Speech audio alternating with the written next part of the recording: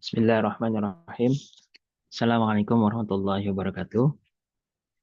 Baik, anak sekalian, dalam kesempatan ini Bapak akan membuat video tentang pembahasan soal untuk persiapan tryout ya, tryout asbak untuk mata pelajaran matematika.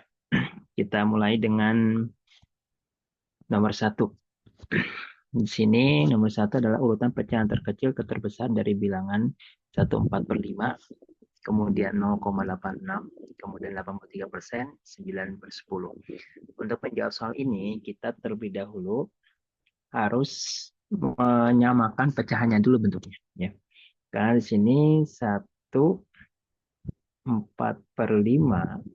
Nah, ini kita bisa ubah ke dalam bentuknya. Boleh ubah pecahan biasa, atau ubah pecahan desimal, atau misalkan ke persen juga boleh. Misalnya kita ubah ke dalam bentuk desimal. Berarti ini tinggal kita ubah ke dalam bentuk biasa dulu, yaitu 5 kali 1 ditambah 4 ya. Berarti di sini 9/5. Nah, ini kita ubah ke dalam bentuk desimal. Nah, bagaimana bentuk desimal? Berarti 9/5 itu sama saja dengan 9 kita bagi dengan 5.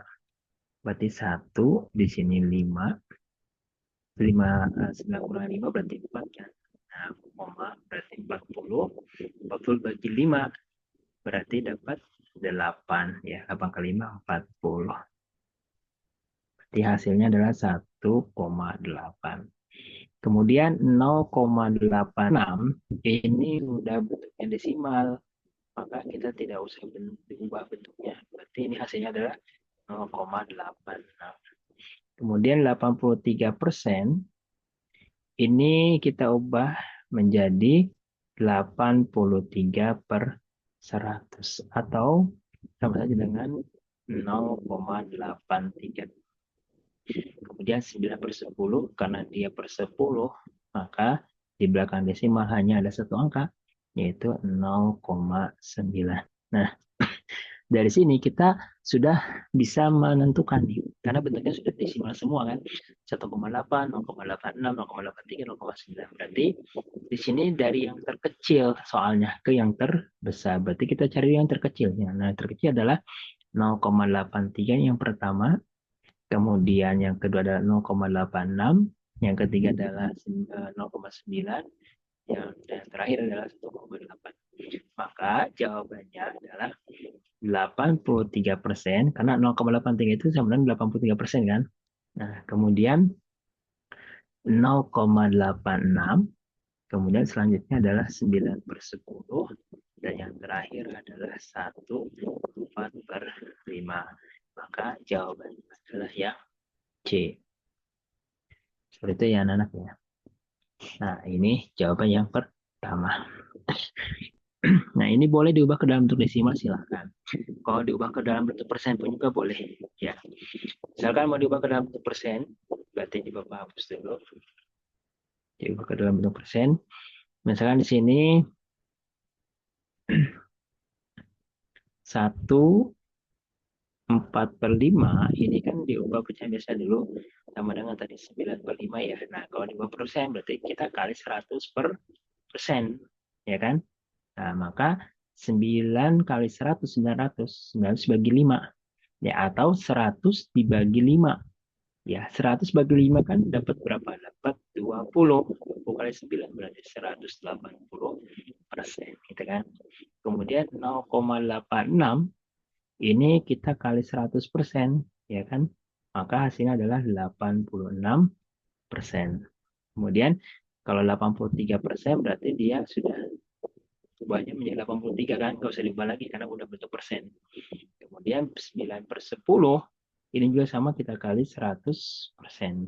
Maka 100 dibagi 10 dapat 10. 10 kali 9 berarti 90%. Maka yang pertama yang terkecil adalah 83%, yang kedua 86%, yang ketiga adalah 90%, yang terakhir adalah 180. Berarti urutannya adalah 83%, kemudian yang kedua adalah 0,86, ya kan? Yang ketiga adalah 9 per 10. Dan yang terakhir itu adalah 1/4 per 5. Sama ya jawabannya. Oke, jadi silakan kalian boleh ubah ke dalam bentuk desimal boleh, atau diubah ke dalam bentuk persen pun juga boleh. Ya. Oke, kita lanjutkan soal berikutnya, yaitu soal nomor 2. Nah, perhatikan di soal nomor 2 di sini. The value of, nah ini berarti kalian mencari hasil operasi, hitung ya, bilangan bulan. Nah, ingat di sini 125 kemudian dibagi dengan 25 dikalikan minus 2 ditambah 12. Hasilnya adalah yang pertama dikerjakan adalah yaitu yang pembagian dulu. Jika didahului di sebelah kiri ditulisnya. Kalau di sebelah kirinya perkalian, berarti perkalian terlebih dahulu. Karena ini tulisnya adalah pembagian, berarti pembagian. 125 dibagi 25 itu maka hasilnya adalah 5. Kan? Kemudian dikali dengan minus 2, kemudian ditambah dengan 12. Nah, baru ini tinggal kita kalikan. Ya. 5 kali minus 2 itu hasilnya minus 10. Ya, ini jawabnya minus 10. Baru ditambah 12. Maka hasilnya adalah positif 2. Maka jawabannya adalah 2. Oke, paham ya? Sekarang nomor 3. Nomor 3 juga sama, karena di sini ada positif, ada penjumlahan D85 ditambah 10 dikali minus 5 dikurangi 10 dibagi 2. Gitu kan? Nah, maka cara mencarinya adalah kita kalikan dulu nih 10 dengan 5-nya. Oke, dikali ini. Berarti di sini 85-nya kita tulis dulu. 85 ditambah 10 kali 5 berarti minus 50. Kemudian ini juga sama dibagi. Ya, 10 berarti dibagi dengan 2. Ya. Maka 10 bagi 2 adalah 5. Kemudian jadi 85 berarti plus ketemu min jadi minus kan. Minus 50 kurang 5. 85 kurang 5 berarti 35. Dikurang 5 berarti 30. Jadi jawabannya adalah 30. Seperti itu ya anak-anak ya jawabannya. Oke, kita lanjutkan soal nomor 4. Oke, Bapak hapus dulu yang ini, kita nomor 4. Nah, di sini nomor 4 adalah kalian diminta menyederhanakan ya. Jadi persamaan tersebut. Di sini adalah 3 kali 5x plus 2 dikurangi 4x plus 7. Bentuk aljabar nih ya. Nah, cara mengerjakannya adalah ini kalikan. 3 kali 5 berapa? Kemudian 3 kali 2 juga berapa? Ya. Nah, berarti 3 kali 5 itu adalah 15x. Ya kan? Kemudian 3 kali 2 berarti plus 6. Dikurangi 4x plus 7.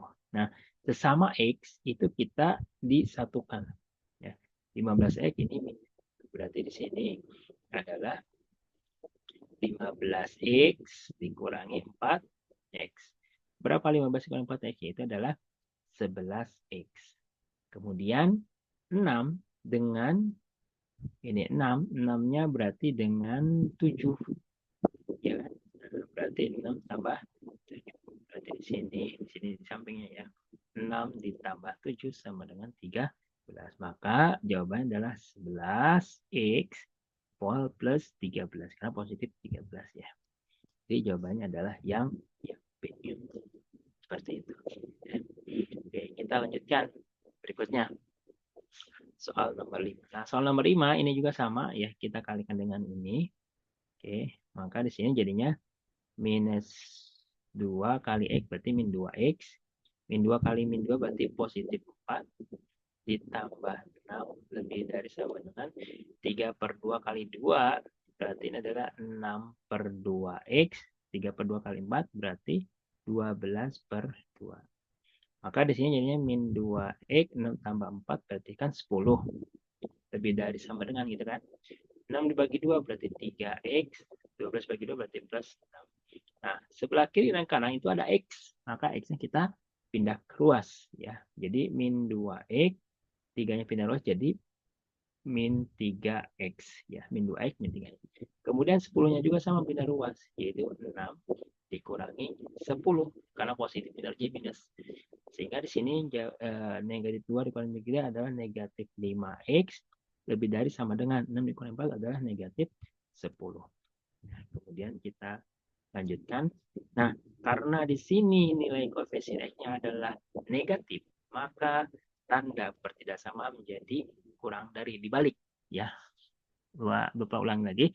Kalau koefisien X-nya negatif, maka tanda pertidaksamaannya dibalik.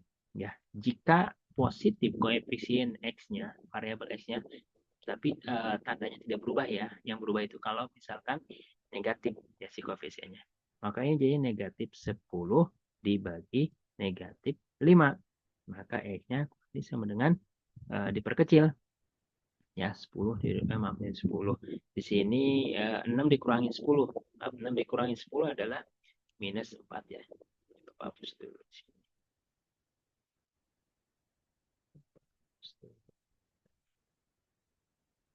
Nah, ini berarti ini di sini adalah minus 4 kan? Maka jawabannya adalah minus 4 di nah minus 4 berarti per min 5. Jadi min bagi min jadi plus ya. Jadi 4 per 5. Maka jawabannya adalah X lebih kurang dari sama dengan 4 per 5. Jadi jawabannya adalah yang ini. Seperti itu ya anak-anak ya. Jadi Bapak ulang lagi, jika koefisien X-nya minus, maka pertidaksamaan dirubah, dibalik. Tapi kalau misalkan X-nya, koefisien X-nya adalah positif, maka tidak usah dirubah. Ya, paham ya? Oke, kemudian selanjutnya adalah soal nomor 6. Nah, seorang peternak mempunyai persediaan makanan untuk 12 ekor ayam. Selama 10 hari kemudian peternak membeli 8 ekor lagi, maka lama persediaan makanan akan habis adalah. Nah, ini adalah perbandingan berbalik nilai. Kenapa berbalik nilai? Karena kita ketahui bahwa jika ayamnya makin banyak, maka persediaan itu akan cepat habis kan. Namun sebaliknya, jika ayamnya sedikit, maka persediaan akan lama habisnya. Nah, maka kita buat tabel untuk mempermudah sini. Jadi yang pertama kita buat tabel di sini jumlah ayam, berarti tulis di sini ayam. Kemudian satu lagi adalah lama persediaan atau di sini hari. Karena jawabannya hari. Gitu kan? Nah, ayam pertama itu ada 12 ekor. Harinya untuk persediaan 10 hari. Jika membeli peternak tersebut membeli 8 ekor lagi, berarti kalau secara logika kalau dia membeli lagi kan bertambah. Betul kan? Bertambah kan? Maka ini berapa sih? Berapa hari persediaannya? Nah, berarti ini adalah perbandingan berbalik nilai. Jika perbandingan berbalik nilai, maka mencarinya rumusnya adalah ini kali lurus, ini dikali lurus. Nah, seperti ini, dikali kali lurus seperti ini. Nah, maka kita bisa ubah jawabannya. Ini adalah 12 itu kita 12 tambah 8 kan di sini berarti hasilnya 20 ya. Nah, 12 tambah 8 kan 20. Berarti di sini kita tulis dari 20 dulu ya. Nah, berarti 20 kemudian dikali dengan misalkan di sini adalah X, berarti 20 kali X sama dengan 12 kali 10. Kalau X itu kan simbol aja ya, simbol. Boleh Y, boleh T, tergantung kalian sukanya variabel apa yang digunakan. Misalkan 20 kali kan 20X. 12 kali 10 adalah 120. Jadi X sama dengan 120 dibagi. Jadi X-nya adalah 6 hari. Seperti itu ya anak-anak ya. Jadi jawabannya 6 hari.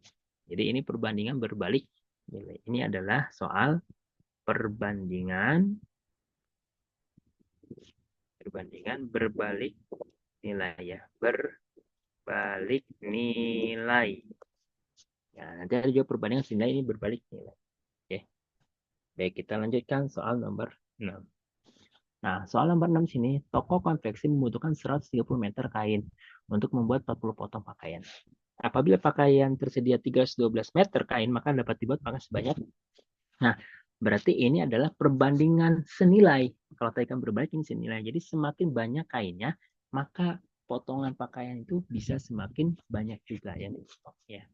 Berarti ini juga sama kita buat tabel seperti ini. Nah, di sini berarti kita tulis ukuran kain. Ya. Ukurannya di sini 130 meter. Nah, banyaknya potongan itu ada 40 kain. Berarti kalau misalkan ada 312, maka berapa sih kainnya gitu. Potongan kainnya berarti kan di sini misalnya boleh Y. Nah, kalau ini agak berbeda dengan tadi. Kalau tadi kan dikalinya lurus. Nah, kalau karena ini adalah perbandingan senilai, maka kalinya kali silang. Seperti itu. Jadi di sini kita tuliskan 130 kali Y sama dengan 312 kali 40 gitu ya. Berarti 130 Y sama dengan 312 kita kalikan 40 berarti kali 4 aja gitu ya. 4 kali 2 8, 4 kali 1 4, 4 kali 3 12. Jadi 1248 nol gitu ya. Jadi Y sama dengan 124 80 12.480 dibagi dengan 130 ya. Berarti kita coret nolnya gitu kan. Maka yang tersisa adalah Y sama dengan 1248 dibagi 13. Maka Y-nya adalah, nah, kita cari sekarang kira-kira berapa ya gitu. Berarti kita tulis di sini. Maka di sini kita tuliskan 1248. Nah, kita bagi berapa? Bagi 13 misalkan ya. Nah, bagi 13 berarti misalkan 13 kita kali 9 misalkan. Nah, 9 kali 3 27. 7 misalkan buat 2. 9 kali 1 tambah 2 berarti 11. 170. Oh, berarti 9 kan. Mendekati 124. Nah, kita kurangi. 14 kurangi 7 berarti 7. Yaitu 78. Ya. Oh, 78 bagi 13 berarti dapat 6. 6 kali 13 berarti 78 hasilnya. Oh, jawabannya adalah di sini 96 potong. Berarti ada ya jawabannya ya. Nah, berarti yang D. Maka nomor 7 ini namanya adalah perbandingan senilai. Kalau tadi kan berbalik nilai. Nah, kalau ini senilai. Kenapa senilai? Karena semakin banyak kain yang tersedia, maka potongan yang didapat, potongan yang dihasilkan kainnya pun juga itu semakin banyak juga. Seperti itu. Ya, paham ya. Oke. Kita lanjutkan soal berikutnya adalah nomor 8. Nah, nomor 8 ini tentang sudut, garisan sudut. Ingat, garisan sudut itu ada yang namanya, yang pertama adalah sudut sehadap. Kenapa dikatakan sehadap? Karena memiliki posisi yang sama. Ya. Kalau di soal, berarti ini sudut sehadapnya apa? Sudut sehadapnya adalah sudut 6 dan misalkan sudut 2. Kemudian sudut 5 itu adalah dan sudut 3. Itu sehadap karena dia memiliki posisi yang sama. Ini di atas garis, ini juga di atas garis. Ya. Kemudian sudut 7 itu dan sudut 1. Kemudian sudut 8 dan sudut 4. Seperti itu. Karena dia di luar garis, ini juga di bawah garis, ini di bawah garis. Gitu ya. Nah, sekarang ada yang namanya sudut berseberangan. Ya, berseberangan. Kenapa dikatakan berseberangan? Karena dia posisinya berseberangan. Nah, apa sudut berseberangan di sini? Nah, berseberangan ini ada dua. Ada dalam berseberangan, ada luar berseberangan. Kalau dalam berseberangan, ya, sudut dalam berseberangan nih dalam. Ya, dalam berseberangan. Nah, dalam berseberangan. Itu contohnya adalah sudut 8 dengan 2. Nah, itu berseberangan. Dan sudut 2. Kemudian sudut 7 itu dan sudut 3. Dia kan posisi di dalam. Nah, ini berseberangan. Gitu ya. Nah, itu sudut dalam berseberangan. Nah, berarti lawan dari berseberangan yaitu adalah luar. Nah, kalau luar berseberangan itu adalah sudut 5 berarti dengan 1. Ya, dan sudut 1. Kemudian sudut 6 berarti dan sudut 4 itu adalah luar berseberangan. Nah, ada lagi yang namanya sudut sepihak. Nah, sepihak ini ada dua. Ada yang dalam sepihak, ada juga yang luar sepihak. Kalau dalam sepihak yang mana? Dalam sepihak itu adalah dia posisinya garis lurus. Ya. Misalkan di sini dalam sepihak itu ini 8 dengan 3. Itu dalam sepihak. 8 dan sudut 3. Kemudian sudut 7 dan 2. Sudut 2. Kemudian sudut luar setiap berarti ada di luar, yaitu 5 dengan 4. Sudut 5 dan sudut 4 itu sepihak. Kemudian sudut 6 itu dan sudut 2. Ini namanya dalam sepihak. Nah, sekarang di soal itu ada dalam sepihak. Berarti kalau dalam sepihak itu adalah yang berada garis lurus di sini. Sudut 1 dengan 5. 1 dan 5 itu adalah luar berseberangan. Berarti ini bukan. 2 dengan 7 itu adalah dalam sepihak. Karena berada di dalam sepihak. Seperti itu. Ya. Nah, besar sudut dalam sepihak itu adalah totalnya 180 derajat. Jadi, misalkan sudut 5 kalau dijumlahkan dengan sudut 4, maka dia besarnya 180 derajat. Contoh misalnya kalau sudut 5-nya 30, maka sudut 4-nya berarti 150 karena kalau ditotal harus 180 derajat. Seperti itu, ya. Tapi kalau misalkan sudut yang sehadap, kemudian sudut luar berseberangan, dalam berseberangan, ini besarnya sama. Ya, ini sama. Semuanya sama, ya. Kecuali kalau yang sepihak dan luar sepihak itu berbeda. Seperti itu. Paham ya? Baik, kita lanjutkan soal berikutnya. Yaitu soal nomor 9. Nah, perhatikan gambar di bawah ini. Ini adalah gambar trapesium dengan maaf, gambar cacar genjang dengan layang-layang. Ya. Nah, di gambar ini berarti kita harus mencari luasnya. Karena di sini diketahui AC. Berarti AC mana? AC itu yang ini kan. Nah, ini AC ke sini. Yaitu 16. Kemudian BD. BD itu sama dengan EF. Berarti BD itu yang ke sini diagonalnya. Itu sama dengan EF. Berarti F ke sini. Ini kan 10 dan GJ-nya 5. GJ ini adalah tinggi dari si jajar genjang. Luas dari yang tidak diarsir adalah 110. Maka pertama kita cari dulu luas bangunnya. Berarti di sini ada 2 bangun, yaitu luas jajar genjang dan luas layang-layang. Kan? Layang-layang. Apa rumus luas jajar genjang? Itu adalah alas kali tinggi. Apa luas layang-layang? Itu adalah diagonal 1 kali diagonal 2 dibagi 2. Nah, ini karena dia gabungan berarti ditambah. Kita jajar genjang. Alasnya berapa? Alasnya itu 10 kan EF. Jadi 10 dikali tingginya 5. Kemudian ditambah diagonal satunya berapa? 16. Diagonal 2-nya adalah 10 dibagi 2. 10 kali 5 yaitu 50. 16 kali 10, 160 dibagi 2 berarti 80. Kita jumlahkan yaitu 130 cm persegi. Nah, ini berarti total semuanya. Nah, karena dia di soal itu diketahui tidak diarsir itu adalah 110, berarti luas yang diarsir itu sama dengan 130 kita kurangi 110. Maka hasilnya adalah 20. Nah, karena dia berdampingan atau dia itu menempel, maka ini luasnya itu sama dengan 20 tinggal kita bagi 2. Yaitu berapa luas? Luas yang diarsir adalah 10 cm persegi. Maka jawabannya adalah yang D. Seperti itu ya. Oke, Bapak mulai lagi. Kalau ada soal kayak gini, kita cari satu-satu dulu. Luas jajar genjang berapa? Luas layang-layang berapa? Nah, setelah itu dijumlahkan. Kemudian diketahui dengan luas yang tidak diarsir nih di soal. Tinggal dikurangi. Nah, setelah ketemu baru dibagi 2. Kenapa bagi 2? Karena dia menempel posisinya. Ya, antara jajar genjang dan layang. Paham ya? Oke. Kita lanjutkan nomor 10. Nah, nomor 10 adalah kalian mencari ya the number of square in the next two pattern ya. Jadi dua pola berikutnya. Lihat pola pertama. Pola pertama ini 1. Pola kedua 1 2 3 ada 4 1 2 3 4 kan. Nah, sekarang pola ketiga 1 2 3 4 5 6 7 8 9 berarti ada 9.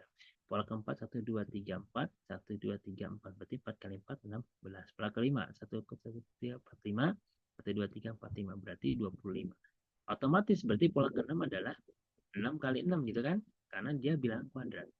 Pola ke-7 berarti 7 kali 7. Ya. Nah, pola yang kita cari di sini adalah dua pola berikutnya. Berarti 49. Jadi jawabannya C. Ya, seperti itu. Baik, anak-anak. Bab 10 soal, bab bagian pertama sudah kita bahas. Ya, kita nanti lanjutkan di pembahasan berikutnya, yaitu soal nomor 11 sampai nomor 20. Oke. Terima kasih dari Bapak. Kita lanjutkan di berikut. Assalamualaikum warahmatullahi wabarakatuh.